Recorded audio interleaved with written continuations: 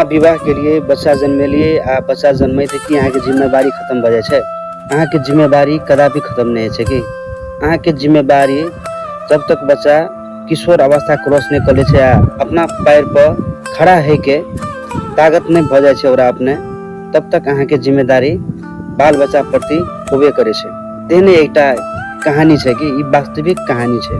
श्याम जखन अहाँके 15 साल के छै, श्याम के छोटे में माय मर गेले।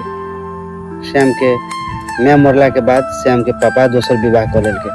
दोसर विवाह करला के बाद श्याम के पापा विदेश चल गेले। श्याम के पापा विदेश गेला के बाद श्याम के कोनो केयर नहीं किलके। श्याम के कपड़ा छे फाटल, श्याम के केस छे नमहर भ गेल। लेकिन श्याम एकटा जीवन में माय बाप विहीन आ परवरिश विहीन जिंदगी जी रहल छै।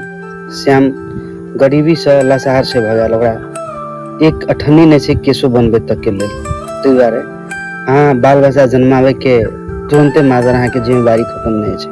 श्याम के बाप दोसर विवाह केला के बाद विदेश चल गेल छै आ विदेश गेला के बाद दोसर घर वाली छै ओकरो ओइ बच्चा के रेख देख नहीं कर दै छै आ छोड़ देला कहै छै। 1 रुपया नहीं दै छै आ खाइला तक नहीं दै छै। सेहो विदेश में रहला बाप तक सेहो बात कहै छै। सेहा बात अपना घरवाली के सिखाबै छै।